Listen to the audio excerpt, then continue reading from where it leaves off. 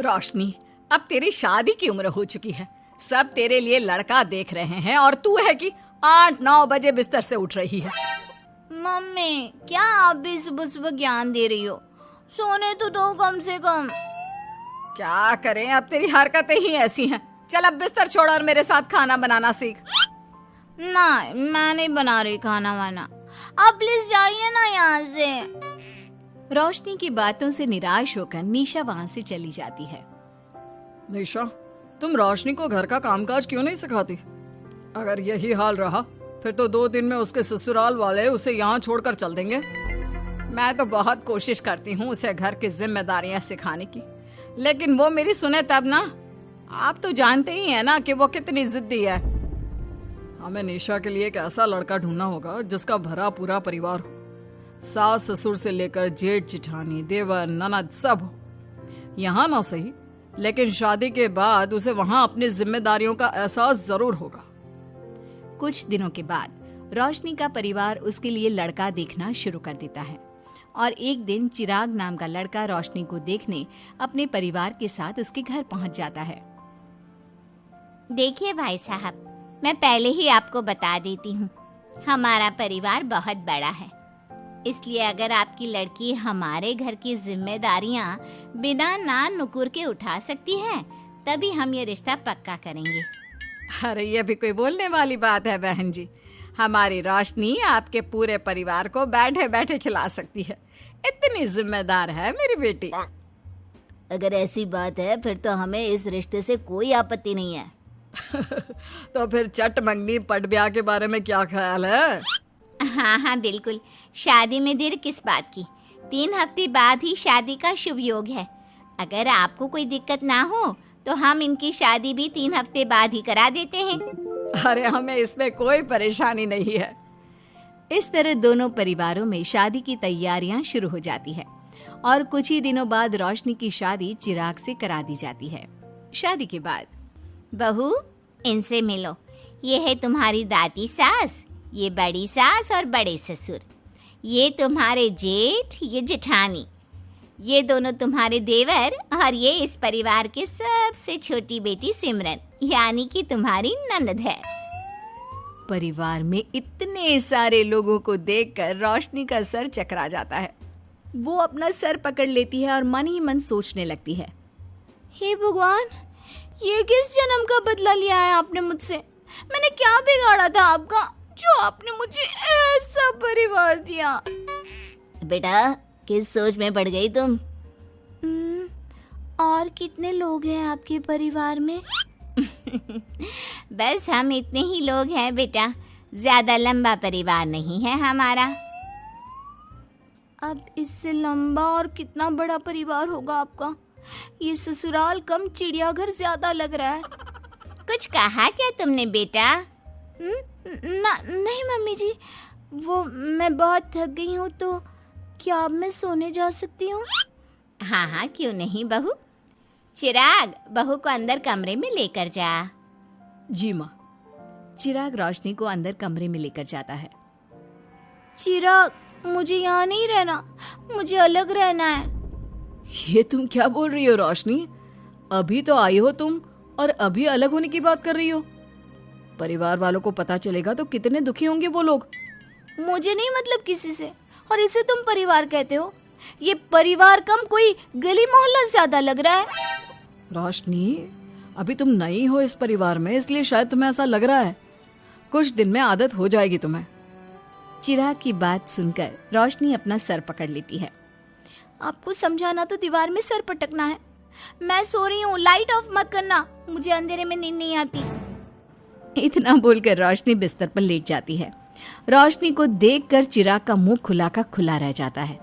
वो भी पैर पटकते हुए बिस्तर के दूसरे कोने में अपना मुंह मोड़कर सो जाता है। अगले दिन, देवरानी जी, आप उठ भी जाइए, सुबह के 6 बज चुके हैं। सोने दो ना मम्मी, क्यों परेशान कर रही हो? देवरानी जी, मैं आपकी मम्मी नहीं जेठानी हूँ। सुबह सुबह क्या मजाक है मम्मी? इतना कहकर रोशनी अपनी आंखें मसलते हुए उठती है और अपनी जेठानी को देखकर चौंक जाती है। दीदी, आप यहाँ? पिछले 1 घंटे से तुम्हें उठा रही हूँ, लेकिन तुम हो कि अब उठ रही हो। लेकिन अभी तो सिर्फ 6 बज रहे हैं, आपने मुझे उठाया क्यों? वो इसलिए क्योंकि आज तुम्हारे इस घर में पहली रसोई है, तो खाना आज तुम्हें ही बनाना होगा ना। क्या? मुझे पूरे मोहल्ले के लिए खाना बनाना पड़ेगा? नहीं रोशनी, तुम्हें पूरे मोहल्ले के लिए नहीं, सिर्फ परिवार के लोगों के लिए ही खाना बनाना है। आपका परिवार किसी मोहल्ले से कम है क्या? कुछ कहा क्या तुमने? हाँ नहीं दीदी, आप चलिए, मैं अभी फ्रेश होकर आती हूँ। आरती वहां से चली जाती है, जिसकी थोड़ी देर बाद रोशनी भी रसोई में जाकर मजबूरी में सबके लिए खाना बनाने लगती है। पूरे 2 घंटे मेहनत करने के बाद उसका खाना बनकर तैयार होता है। वाह बहू, खाना तो बड़ा स्वाद बना है। सच में बहू, तुमने भले ही बहुत देर लगाई खाना बनाने में, लेकिन खाना बहुत स्वादिष्ट बना है। आपके हाथों में तो जादू है देवरानी जी। मैं तो कहती हूँ अब से रोज आप ही खाना बनाया कीजिए, क्यों मम्मी जी? हाँ हाँ बेटा, बिल्कुल ठीक कहा तुमने। रोशनी, आज से रोज तुम ही खाना बनाना। ये सुनकर रोशनी चौंक जाती है। खाना खाने के बाद सभी लोग रोशनी को शगुन का नेक देते हैं और फिर अपने अपने रूम में चले जाते हैं। क्या यार रोशनी, इतना टेस्टी खाना बनाना जरूरी था क्या? अब फंस गई ना तू। ये सब माँ पापा की वजह से हो रहा है, उनके कारण मुझे ये सब झेलना पड़ रहा है।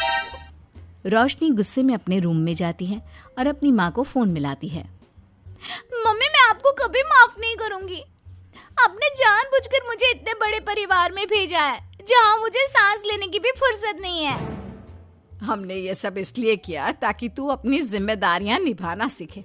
अब मायके की तरह ससुराल में भी अपनी जिम्मेदारियों से मुंह मत मोड़ लेना। मुझे नहीं रहना माँ यहाँ।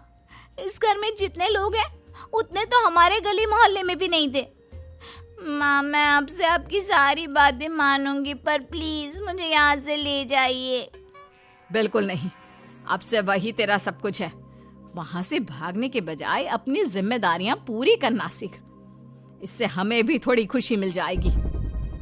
माँ की बातों से निराश होकर रोशनी फोन काट देती है, जिसके बाद उसकी नजर नेक में मिले पैसों पर पड़ती है और वो फटाफट से बिस्तर पर बैठकर पैसे गिनना शुरू कर देती है।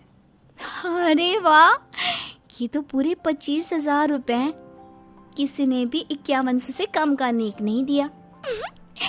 चलो अच्छा है, कुछ तो फायदा हुआ इतने बड़े परिवार में शादी करने का। अब इन सब पैसों से मैं अकेले शॉपिंग करूंगी, बहुत मजा आएगा। शॉपिंग के बारे में सोच सोच कर ही रोशनी अपने बिस्तर पर कूदने लगती है। उसे बिस्तर पर कूदता देख सभी लोग चौंक जाते हैं। भाभी, आप ऐसे क्यों उछल रही हो? छोटी बच्ची हो क्या? अपनी ननद की बात सुनकर रोशनी का मुंह खुला का खुला रह जाता है। थोड़ी देर बाद रोशनी घर में बिना बताए शॉपिंग के लिए निकल जाती है और शगुन में मिले पूरे पैसों को शॉपिंग में उड़ा देती है। शाम में, देवरानी जी कहाँ गई थी आप? जानते हैं सब आपके लिए कितना परेशान हो गए थे। कम से कम आपको बताकर तो जाना चाहिए था ना। सॉरी दीदी, मैं आप लोगों को बताना भूल गई। वैसे इतने सारे बैग किस चीज के हैं? तुम शॉपिंग करने गई थी क्या? हाँ दीदी, वो आज नेक में इतने सारे पैसे मिले थे ना, तो मैंने सोचा क्यों ना मैं उन पैसों की शॉपिंग ही कर लूं। अरे वाह, ये तो बहुत अच्छा सोचा तुमने। मम्मी, पापा, सिमरन, देवर जी, सब बाहर आइए। देखिए रोशनी हम सब के लिए क्या लाई है। रोशनी कुछ समझती उससे पहले ही वहाँ सब लोग आ जाते हैं। क्या हुआ आरती बहू, क्यों चिल्ला रही हो? अरे देखिए ना माँ, रोशनी हमारे लिए शॉपिंग करके आई है। वो देखिए, रोशनी हम सब के लिए कितने कपड़े लेकर आई है।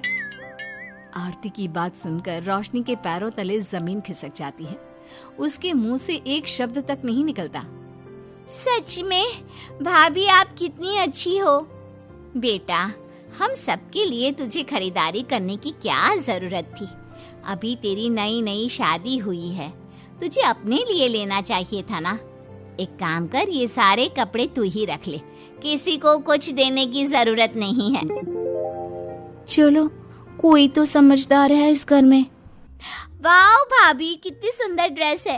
ये शॉर्ट ड्रेस मुझे पता है आप मेरे लिए ही लाए होंगे, है ना? इसे मैं रख लेती हूँ।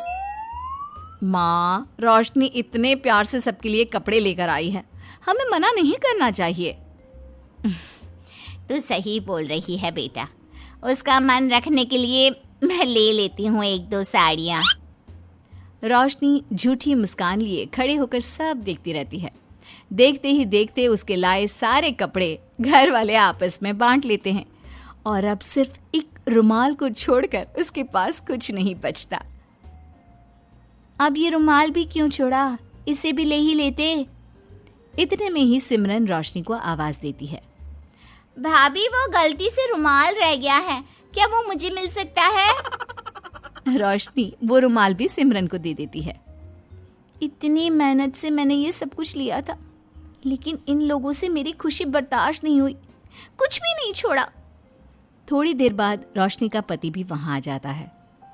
मैंने सुना है आज तुमने सभी के लिए खरीदारी की है। तुम मेरे लिए कुछ लेकर नहीं आई? बस फिर क्या था, इतना सुनते ही रोशनी का पारा हाई हो जाता है और वो चिराग को घूरने लगती है, जिससे चिराग डर के मारे वहां से खिसक जाता है। हाय रे, फूटी किस्मत मेरी, जो ये जॉइंट फैमिली मेरे मत्थे चढ़ी।